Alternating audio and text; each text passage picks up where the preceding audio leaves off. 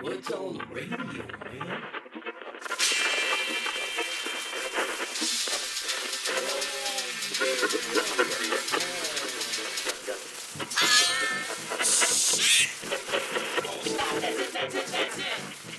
All right, welcome back. This is Corey. And this is Dave. Yeah. Oh, and this is Scott. Praise Satan. Praise Satan. Satan. Satan. Satan. Satan. Satan. Satin? Satan. Satin. Satan. Satan. Satan. Oh, Satan. Satan. Oh, yes. Praise Yeah, Satan. Dad's here in Tampa actually has a vegan sandwich on the menu called Praise Hail Satan. Oh, nice. Yeah, Hail Satan. Have you seen it's a vegan black metal chef? Oh no! On YouTube. No, I haven't. He's so great. Dude, like, is totally all black, and he's like, "Cut the Satan," and he wears the makeup and everything. And Oh wait! Actually, I have seen one of those. he's fucking hilarious. When you did the voice, I suddenly registered. Oh, yeah. I actually have seen one of those. All right, so here we are at the end of the terrific 32. We've got 8 rounds to go. Dave, you want to fill us in? Yeah, so for those of you who are joining us for the first time or just forgotten what the hell it is we're doing, we have started with 128 random albums from the Rolling Stone Top 500, and we put them in a big bracket, and we said, let's pair these against one another and see if we agree with Rolling Stone's ranking. And then we got a little bit into it, and we said, wait a minute, you know what? Before we came up with this brilliant idea, we had done a few other shows where we talked about a bunch of albums that we didn't put in the bracket, and they deserve a shot too. So we took a little sidebar, and we've been doing a wild card bracket. And today we are winding down the wild card bracket. We started with 64 from those early shows. As of today, we will get it down to 16, and you will eventually see those final 16 show up back in our master bracket a little bit later. Yeah, it's sort of like when you eat asparagus, it shows up later on, or when you drink Yes. coffee, it shows up later on. You know, one of those smells you just can never get rid of. It's just a process. It's like that, yeah. All the Kanye albums have been eliminated. We can still smell them. You will never hear a Kanye album on this show again. Okay, a quick shout out. Before we move on, another announcement we made recently is we had a big moment a couple of shows ago. I don't think it was the last show. I think it was a couple of shows ago, where we recently hit our 1,000th download. But the problem is the data we have available, we couldn't tell which one of you actually downloaded it. So we said, hey, you know what? First person to message on Twitter and take credit for it, we will happily give you credit and a shout out on the phone. A shout out on the show. Shout out on the phone. What the fuck am I saying? Anyway, so somebody was listening carefully because we got a message from Kathy claiming credit for being our 1,000th download. So, hey, Kathy, congratulations. Way to be our 1,000th download. Yes. We really appreciate you listening. If you want to go harass Kathy on Twitter, you can actually find her on Twitter at Frappalicious, FARPPALICIOUS. Feel free to go talk to Kathy. And hey, be like Kathy. Follow us on Twitter. We are at M_shenanigan. We would love to chat with you. Praise Satan. And she did remind us that, Scott, we were remiss. We forgot Eric Clapton. Oh, fuck. So sorry. Yeah, that cunt's got to go. Oh, on the Rocket? Yeah. You guys didn't put... Yeah. Oh, wow. I'm not sure how we overlooked that one. Exactly. Fucking... drugs. What can I say? Antihistamines and Sudafed will do it every time. It will. Well, thank you for the reminder. I took an Ambien and a glass of wine. Here I am. Okay, so... She don't lie. That's Kathy. All right, we ready? Yeah. I think we are ready. Okay, let's do this. Praise some Satan. In our first match, it is a Beatles juggernaut of Rubber Soul from 1965, after their 1965 North American tour where they met their heroes, Elvis Presley in Los Angeles and none other than Bob Dylan in New York. And speaking of Bob, it is his 1963 outing of the Freewheelin' Bob Dylan that takes on Rubber Soul. And this is an album that Bob won in a contest with Kanye. Maybe battling Bob can beat the bombastic Beatles? Well, the answer? It's blowing in the wind. And the timer, lads, it starts now with Rubber Soul. Yeah, so Rubber Soul. Okay, I'm not sure what that was, but Rubber Soul. So this was really the first bit of the Beatles starting to experiment a little bit, and the Beatles would ultimately really make their mark in terms of experimentation and innovation. Now, they would go on later, and we will be talking later about some innovation in the studio. In this case, this really wasn't as much studio innovation as it was musical experimentation. This was the Beatles kind of feeling like for the first time they don't have to be hemmed in by the traditional British Invasion 2.5-minute songs. They can play around with other styles. They can play around with more lyrical innovation. It's a great album. Ringo calls this one the Pot album, whereas Revolver is the Acid album. Nice. But he did admit that they learned that they would come in pretty high and record stuff and the next day go, oh, this is shite. So they would do the drugs the day before, get the creativity juices flowing, and then go into the studio sober. Speaking of Ringo actually had a quote that I found that he said that we were open to anything. You could walk in with an elephant as long as it was going to make a musical note. Okay. But I also don't want to totally sell short the studio innovation, because there was a little bit on this album, most notably in My Life. And oh, by the way, like quick sidebar, this is also where Lennon starts to come into his own as a songwriter. So he wrote this song In My Life, all about it, really driven by his childhood, really a little bit more honest than anything he'd written in the past. And he wanted it to have this kind of Baroque style piano solo. He asked their producer George Martin to write something. Martin did. The problem was Lennon wasn't actually a good enough piano player to sit down and do it. So what they did was they slowed down the tape, recorded it, and then sped the tape back up to match the tempo of the song. And what happens when you do that is the pitch goes up, things get a little faster, and it sounds a little bit more like a harpsichord. And so they liked that sound so much that this is sort of like the first point of saying, hey, we might be able to experiment with tape speed on some other tracks as well. And so this is, again, not a lot of studio innovation, but this was sort of the first moment where they kind of suddenly realized that the equipment could be their friend. Absolutely. Okay, so let's move on to Dylan in this one. He was all like, oh, hey, it's the Beatles. Oh, hey, how you doing, Beatles? Hey, yeah. And they were like, oh, crikey, nice to meet you, mate. And he was like, yeah, how's it going? Let's blow a harmonica. And they're like, no, we're not going to do that. Maybe we'll use your harmonica, though. And he's like, yeah, you can use my harmonica. Yeah. Okay. That's actually historically accurate. That's exactly Okay. It was. This album actually did inspire the Beatles in a way. John Lennon once said in discussing this particular album, which reached the Beatles when they were in Paris, in a Paris hotel fully a year after its release. I think it was the first time I ever heard Dylan at all. And and what? I'm sorry, I apologize, but did you just say filleting what? No. You said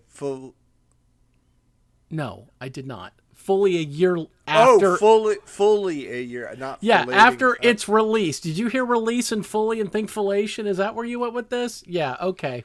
I thought you were going to chime in just so you could do the John voice for me. But, I think it was the first time I ever heard Dylan at all. And for the rest of our 3 weeks in Paris, we didn't stop playing it. This was, I think we said this is a lot more of a tamer Dylan. Yes. Well, then it's the first Dylan, too, where he sort of really breaks out as a songwriter for the first time. An awful lot of his debut album had mainly been covers of old folk standards.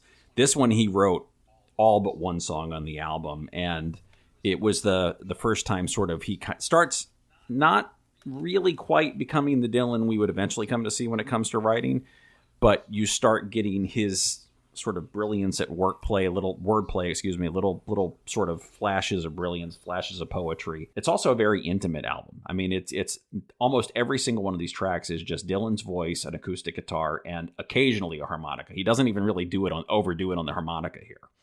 He hadn't quite discovered it yet. Yeah, because I think Blowin' in the Wind was then made popular, I think by Peter, Paul, and Mary. Is that where Yes. Blowin' in the Wind came from, huh? Yes. The answer, my friend, is blow it out your ass. Blowin' in the wind. I'm going to blow it actually in the Mystery wind. Science Theater Yeah, joke. blow it. Blow it in the wind, yeah.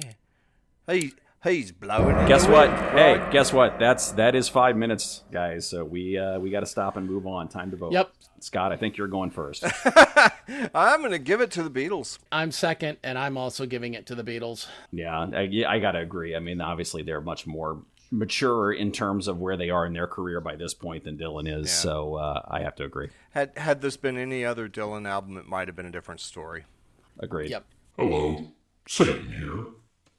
If you have anyone calling you claiming they are from the Church of Satan and want to help you extend a warranty on your car, correct your Apple ID, report you to the IRS for back taxes, or tell you that there's something amiss with your utility bill, these people do not represent me. I'm just here to remind you to subscribe to the Musical Shenanigans podcast so that you don't miss another episode. That's all. Praise me. I'm Satan, and I approve this message. Matchup number 2. In this round, Bruce Springsteen returns with The Wild, the Innocent, and the E Street Shuffle, his second studio album from 1973 that somehow beat out the juggernaut of the Rolling Stones' Exile on Main Street in the first round. Bruce has been on fire recently, but can he come out tonight and take on Davey... God damn it. Today... Can he come out tonight and take on Davy Blowchunks? Bruce has been on fire recently, but can he come out tonight to take on David Bowie and his Hunky Dory album? Hunky Dory, released in 1971, when I was all of 5 days old, comes out swinging with the secret game cheat moves of Changes and Life on Mars, ready to take on the entire E Street Band with their magic shuffle and kung fu grip, and the entire retinue of Wild Billy Circus. Gents, let's kick this off with the boss, and the time starts now.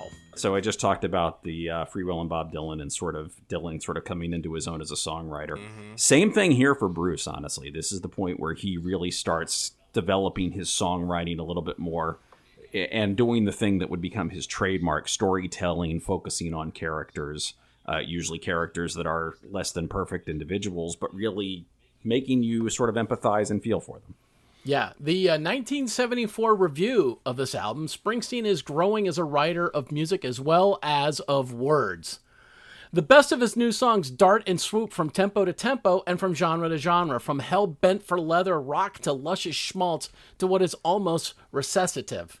There is an occasional weak spot or an awkward transition, but for the most part, it works spectacularly. Ugh. And honestly, I've in the past, I've made fun of Rolling Stone kind of like panning an album and then coming back and putting it on the top 500 list 20 years later. But here I have to agree with them. I mean, there are a couple of weak spots. I still think that 4th of July, Asbury Park is not really a perfect song. I also noticed, for some reason I hadn't noticed this the first time I listened through it, but when I was listening through it again the other day, there's a couple of, and when I say a couple, I mean literally just a couple. There's a couple of moments where the recording quality is not perfect here. There's something wrong going on with the mix. 4th of July, Asbury Park, actually, that I just mentioned, a perfect example of this. There's parts where the vocals just kind of disappear and all you can hear is the instrumentation, which Corey made the point about the E Street Band being such a tight band that they've got a ton of members and yet they can go in a studio, record live, and it still sounds great. And so that's what's going on here. And that is incredibly impressive, but you know what the final mix sounds like. If the vocals aren't there, there's no prize for recording live. Well, if you can't hear the vocals, fucking go back and redo them. Right. At the end of the day, it's the guy on the board who's, mixing it. So whoever, produced this album. That's true. Is really responsible for getting those vocals up. But yeah, I hear you on that. And really, were the high points on this album all that much? I mean, Rosalita was like the main single from it. Yeah, that's true. That. Okay. Well, again, it's like you're going into the back alley, Bruce. You're gonna kneel and bob for like an hour, okay? Rosalita's a firm hand, apparently. Maybe so. Okay, let's move on to Bowie. Well, again, I mean, sort of right along the same vein, Bowie growing as a songwriter. He is branching out. He's using other instrumentation, and there are, Scott, to your point about the Springsteen album being Rosalita and sort of everything else, there's a few more big tracks on here. You've got Changes, you've got Life on Mars. It's funny, when I listened to this one the first time, I didn't, and I guess let me just quickly back up. We do this podcast. Some of these albums I had never listened to all the way through. Of course, you know the big singles, but I never actually sat down and listened to the whole album. This is one of those. And the first time I listened to it, I didn't love it. And then listening to it again this week, I was like, you know what? This is really growing on me. This is a really good album. I actually, with both of these, I noted that they're very similar as far as where they are in their respective careers. when they're making these albums, they both kind of have that same kind of a certain level of where these artists are in their whole arc. You can see where Bruce is going at this point. You can see where David Bowie is going, and the growth potential. And I think that's what I saw in both of those. Is they're both kind of right around the same points here. Yeah. But yeah, Life on Mars. I had. Sorry. No, what were you gonna say? I was done. No, I was going to agree here. I mean, I had in my notes that, like, the Springsteen album, you're getting very close to peak Bruce, but it's not quite it. And here you're getting very close to peak Bowie, but it's not quite it. Yeah, but let's be honest, there was a lot more fellatio on the Bowie album. Well, that's, mostly by Bowie. That's what I mean, yeah. Bruce just didn't suck a lot of cock, so, I mean, Bowie, though, well... Well, as far as you know. As far as I know. You know what, we got 10 seconds left, so I'll just mention this. Rick Wakeman from Yes, who also played on the Bowie album, referred to this as the finest collection of songs I have ever heard in one sitting. So, for whatever that's worth. Your cock in a sock. Yeah. And here we are at the end of the round. All right, voting. I am slated to go first, and I am going to pick Bowie. Dave? This is a really tricky one, but I think I got to go with you. I think the Bowie album is just slightly more developed than the Springsteen album. It's unanimous. I'm gonna go Bowie as well, mainly because it's good. I mean, the Bruce album is good, but yeah, it's Hunky Dory's just better. Yep. So, okay. All right. Well, we'll plug in something right about here.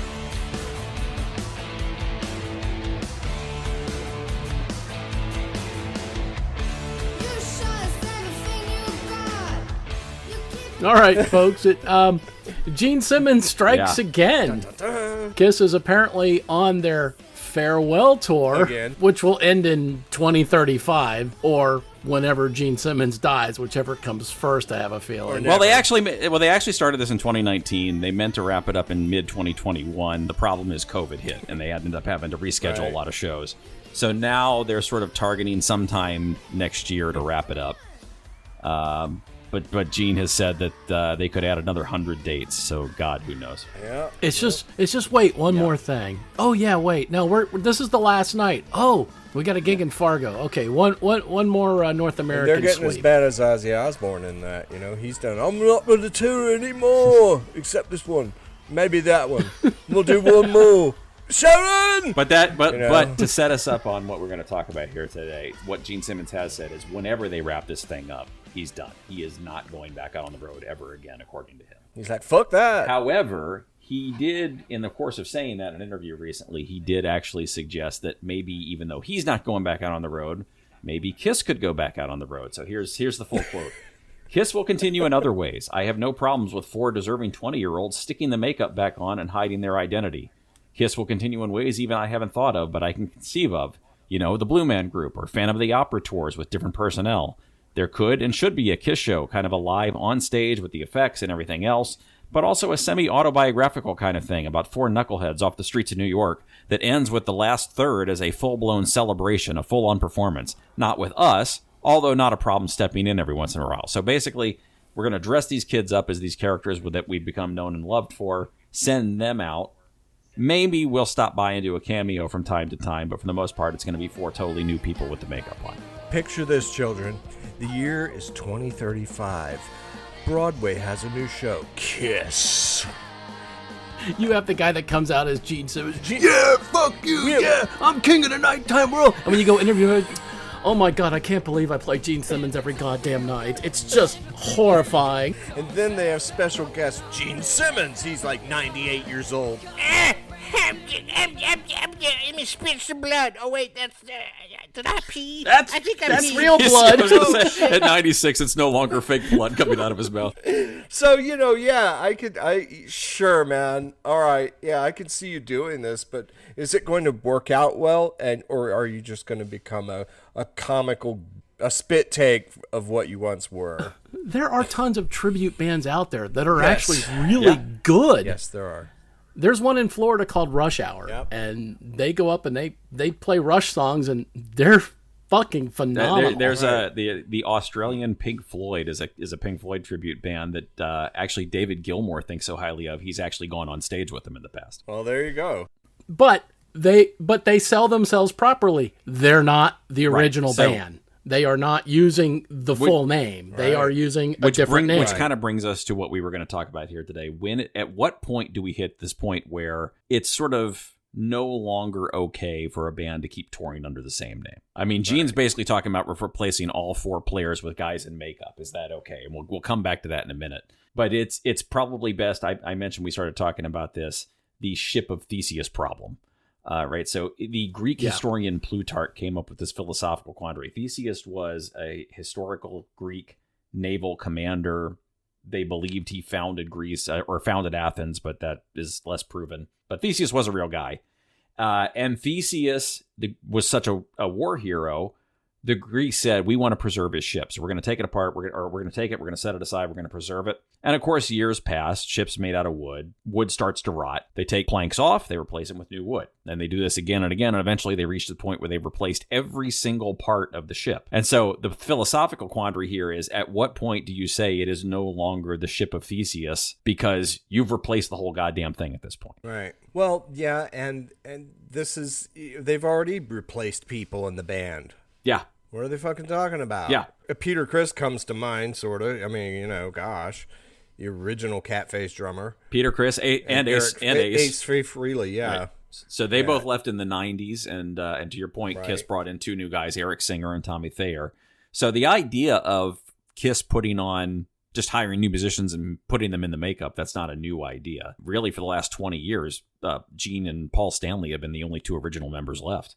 Right. And there's other examples of this problem, right? Pink Floyd lost one guy, Sid Barrett. They hired Dave Gilmour. They went right on going. At the other end of the spectrum, you have Journey, which has had 18 members over the years. Neil Schon is the only original guy left. The Who at this point is just Roger Daltrey and Pete Townsend, but maybe that's okay because they were always the driving force of the band anyway. Yeah, I mean, so was Keith Moon, but he's dead.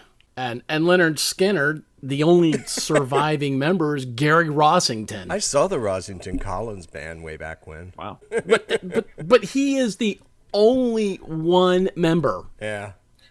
Wow. And it's understandable why you're always going to be tempted to do this. I mean, once you've put a lot of time and effort building up name and brand recognition, you don't want to walk away from that. I mean, the whole point is to get famous. Right. And if Angus Young and Brian Johnson were to go out on tour and all the posters said Young and Johnson, nobody would know who the fuck that is. Well, maybe a few hardcore AC/DC fans would know who that is, but that's not going to sell as many tickets as the name AC/DC. Okay, again, like Keith Moon, there was a death. Right. Brian Johnson came in and replaced him, so they didn't change the name of the band. Exactly. They were still playing the same songs. Exactly. And, you're right. And that's exactly what I was going to say is there are definitely circumstances where this feels okay. Like when somebody dies, that's obviously outside of anyone's control.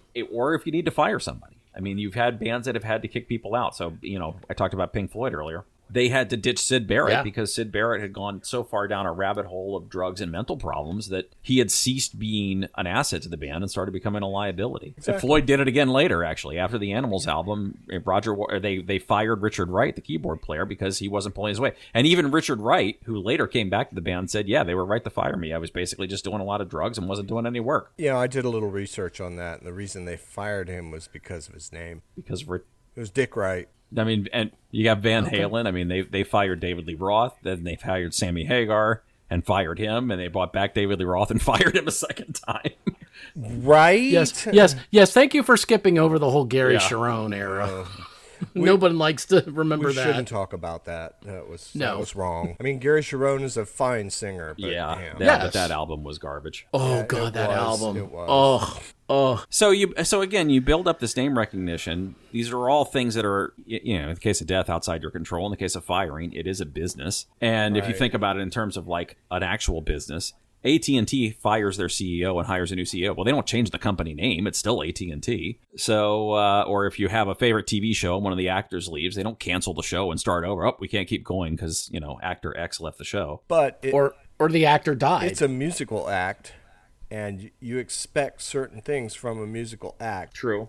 You do. Players bring their own and that is flavor a good point. To the music, too. So if you change a guitar player, you're often going to notice that, hey, the sound has changed a little because this new guitar player, much like Ozzy Osbourne again with Randy Rhoads and then later Jakey Lee or Brad Gillis or Zach Wilde, or any of those guys, it's each one of them brought their own flair to it.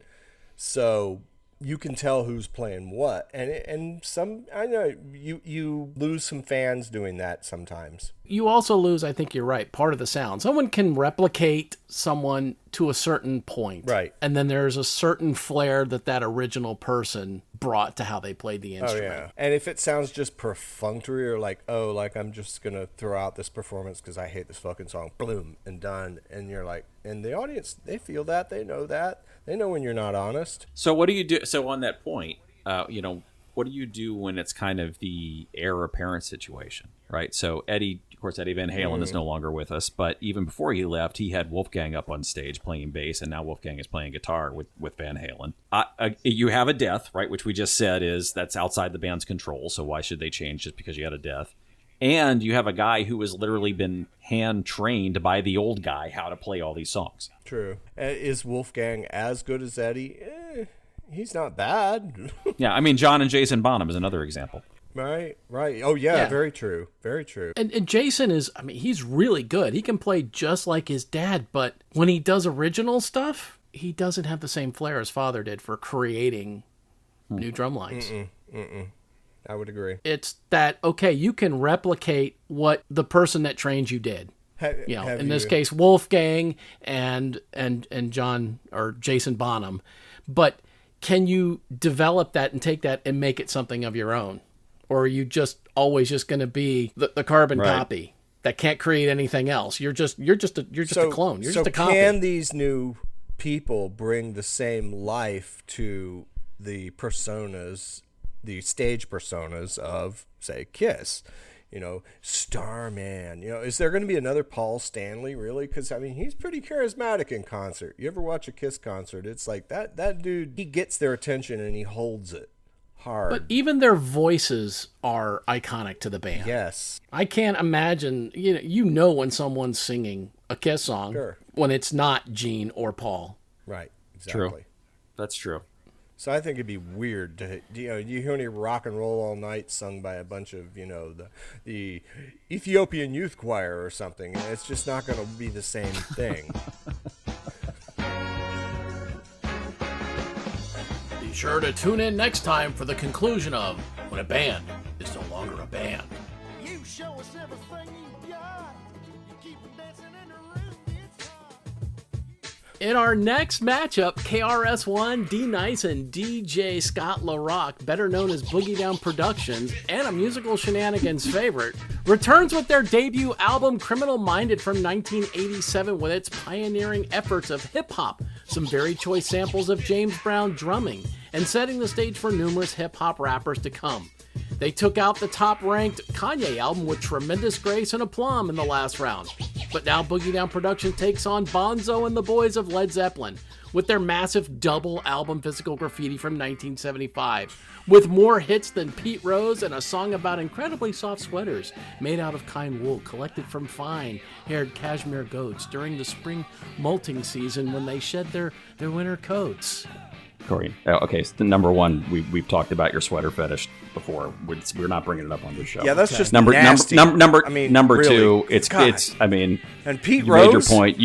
You've clearly forced this in here just to make a cashmere reference. So it's you made your point. And this thing about Pete Rose, I don't know, man. Well, let's see if the lads from the South Bronx can put a drop on Led Zeppelin, and we will begin with Boogie Down Productions. And the time starts now. This was such a cool fucking album. Woof. Yeah, this is the one that caught us. The one that caught us all off guard. Yes. 9mm Goes Bang is still one of my favorite songs. Off that album. It's just every track really is good. And one of the first uses of the drum line that every other sample uses of James Brown's Funky Drummer. Right. Yeah. You get that, and there's other ones that they use as well in this. Don't Tell It in their opening song, in Poetry, and a lot of samples. And this was pretty much the start of when they were, when sampling became, I guess, more mainstream, because hip-hop had always been doing that to an extent, But this is when everybody else started to see, oh, this is what you're doing. Well, they were Yeah. mixing sounds that other people hadn't mixed, so that made it different and very cool. Yes. As a result, This is also the album that has a song about Scott's mom on it. This is true. Super Ho. This is true. Yes, my mother was a known super hoe that knew Boogie Down Productions. Yeah. Super Ho. Yep. What special powers does Super Ho have? I don't know, honestly. Also, I found out, it's not a positive or a negative, but the cover featured KRS and Scott LaRock holding guns. This was the first time rappers were seen holding firearms on the cover of a major hip-hop release. Unheard of at the time, but it let people know that this was a new era of hip-hop, and it would quickly leave the fun rhymes of Run DMC behind. Yeah, this was like the most street, quote-unquote street rap album that had been made up until this point. True. That reminds me of the other track about Scott's mom that's on this, which is the pee is free, but the crack costs money. So It's still That's what she $5. said. Yeah. That's exactly. Okay, so Physical Graffiti. What have we not said? Man, there's not much that we haven't said here. But, I mean, it's just what a solid album. I said it last time. You put Cashmere on there, half of your work is done already. Because that's just such a solid song. There was a New Year's Eve. I was with some friends, and we created a challenge where we took Tusk from a double album to a single album. We were able to find all the tracks that would make the perfect single album. So as the drinking went on throughout the night, we said, why don't we do this with Physical Graffiti? Yeah. And in the end, we could only... a lot harder. Wait, it was incredibly hard, and the best we could get it down to was maybe 3 sides. So that's what they ran across, and that's why we have that 4th side with the extra fluff that we've referred to. Because it was 3 solid sides. Right. They came up with enough new material for three solid sides and said, wait a minute, we can't. There's no such thing as a 3-sided album. We got to come up with something else. And so they went back and pulled a lot of tracks that they'd written before, but had, for whatever reason, not included on prior albums, including Houses of the Holy, which, as we mentioned last time, is not actually on the album Houses of the Holy. It's on this album instead. I was going to say, there's just so much good music on this album in general. It holds up still to this day. And yeah, there's a little fluff, but, Not much. Not much. This is one of those albums that could have gone very badly, too, because this is one of those that, kind of like the Beatles, by this point, Zeppelin is literally the biggest thing on Earth. Expectations are high for anything called a new Zeppelin album, especially a new Zeppelin double album, and by God, they lived up to the expectations. If we were living in the age of CDs, they could have just released the 3 sides. Yes, if it was a streaming era, they would have just released what they had, exactly. Right. But, when you're limited to physical... it's physical. when you're limited to physical media, they had to fill that up. So. All right, that is we are out of time. All right, Dave, you are first this time. Oh shit, am I? Okay. Obviously, we just fangirled over Physical Graffiti for a long time. It is damn near perfect. I can't necessarily say the same thing about Criminal Minded, although it is very good. There are more low points on that album as far as I'm concerned, so I got to go with Zeppelin. Yeah, as much as I just really dig Boogie Down Productions and what it meant for hip hop, you can't beat the juggernaut that is Physical Graffiti. So that's my vote. Scott, same. Yeah, I mean this is just a poor pairing. It's Criminal Minded didn't have much of a chance against Physical Graffiti. So, Okay. On to our next match. Some girls like it hot. Harvest things, yeah. Okay. Not my best Neil Young, I must admit. You are off your meds pretty today. Fucking accurate as far as I'm concerned. But I got a song. It's about some harvesting. Here's a harmonica. In our next pairing, Neil Young returns with his highest-ranked album, Harvest, from 1972. That would be 51 days after I was born and 196 before Dave was born, where he did have a little help from his friends. David Crosby, Stephen Stills, Graham Nash, James Taylor, Linda Ronstadt, and the London Symphony Orchestra. All close friends, I hear. Neil managed to knock out David Bowie in the last round, But can the counterattack to the British invasion continue as he takes on the Rolling Stones and their Some Girls album from 1978? An album that, unlike Neil, rocks into the center of the vinyl with hyped up songs like Lies and Shattered. The Stones beat out the Beatles with this album and are on something of a, what's the word? Continuous spinning motion, perpetual motion, like a rotation. What's the word here? Anal sex. Maybe that's what it is. All right. And we're going to start with Neil. We talked about this too. And the timer starts now. I've been pretty straightforward about my feelings about Neil Young. I'm not a huge fan. I think he's a little overrated. Look, there's nothing bad here, and certainly he's got 2 singles on this especially that were really some big ones. There's Old Man, there's Heart of Gold, which is the only thing he ever did that went all the way to number 1. But I don't know. It's Neil's whiny voice. It's mellow. I have said that if I'm going to sit down and listen to Neil Young, I like electric Neil better than acoustic Neil. This is pretty much acoustic Neil. And I mean, we did have The Needle and the Damage Done, which is by far one of his best. That's an excellent song. I mean, and honestly, Heart of Gold is a good song. Oh yes, I know I'm an outlier here, but I'm not a huge fan of Neil. Well, it's like like you said, it's the album for those who hate Neil Young. If you just straight up hate Neil, this is probably the only album you're able to stand. And yeah, I'm right in that camp too. No, I fucking hate Neil Young. He could go to hell and die. I could strap his ass to the rocket just on like one of the outside of the engine or something. I don't know. Rocket passenger alert! Rocket passenger alert!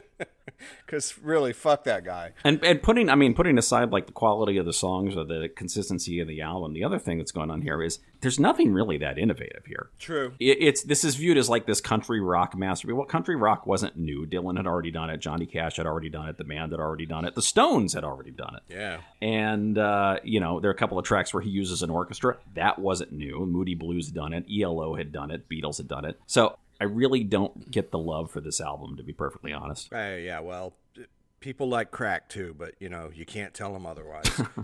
Super Hose, especially. Super Hose, yes. Neil Young can jump up my crack. Okay, so that moves us on to the Rolling Stones. It's Some Girls that we kind of fangirled over when it came up. Yeah. It really is just one solid album. And like I was saying in the intro, where Neil had a tendency of just putting crap towards the center of the album, where you could just lift the needle and flip it over. You get the Lies at the center of side 1 and Shattered at the end of side 2. The Stones just, it's like they finished the race. They kept it going the whole way. Shattered is one of those songs that just, to me, it's kind of perfect because it's just so cool and well crafted. As a producer, I would have made that like side 2 first song. Oh, no shit, right? Open with Shattered. Yeah, open with that. I mean, they open with Miss You, right? That is this album. I think so, yeah. That's a great song, but Shattered, should have been the first track on one of the sides. But ending the album with it was a ballsy move, and Beast of Burden. And this is one where Ron Wood... Beast of Burden, I walk for miles, my cock is hurting, I put it on the elephant. Everything is greasy to me. Yeah. So as I was saying, Ron Wood and Keith Richards, this being Ron's first album, they really show how they can complement one another. It's what's amazing is how Corey and I have both learned to just ignore it and move on as if nothing ever happened. I think we could. Yeah, we're conditioned at this point. Yep. I think this ends the round. Go on. Oh, you got something else? Yeah, there's an argument too. We got about 20 seconds left, so I'll make this point, which we made last time, but this is the only album by the Stones to ever get nominated for Album of the Year. Really? Amazingly enough. Oh. And yet, Rolling Stone has it ranked the lowest practically of any other Rolling Stones album, so go figure. And I'm seeing a trend here, so I'm guessing on the vote that things are going to go their way. Yeah, I think you're right. But we are out of time, so time to find out. Well, Scott, you can vote first. And you know what? Fuck you, Neil Young. It's Some Girls. Dave, you're next. Yeah. Walk for miles, my cock is hurt, and I'm voting for Neil Young. Exactly. You know what? I can't pass that up. That's a lyric that just stands. Yeah, I'm also going to vote for the Stones. Okay. And this is a huge upset in the Rolling Stone. Yeah. As we said, Some Girls was ranked very low at 468, and Harvest was ranked at 72. I'm not doing that math. That's a big number. Right. We're just like, get the fuck out of here, Neil. Take you and your skanky ass harmonica and that shitty guitar. Get the fuck off the stage, you fuck. Yeah, it's not. I can do it real quick. It's 468 minus 72. Neil Young sucks.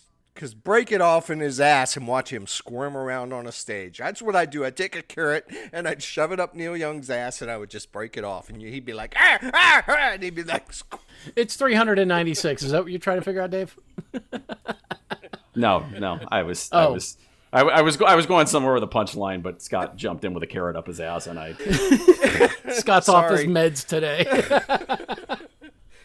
Or on them. I don't know. Kanye. Happy Easter. we call it Beaster around here. Of course you do. Right. Well, yeah. I mean, why not, right? Praise Satan.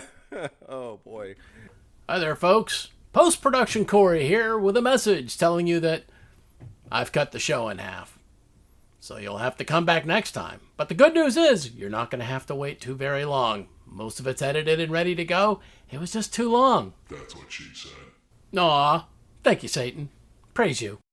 I see devil dogs on the end of the stick.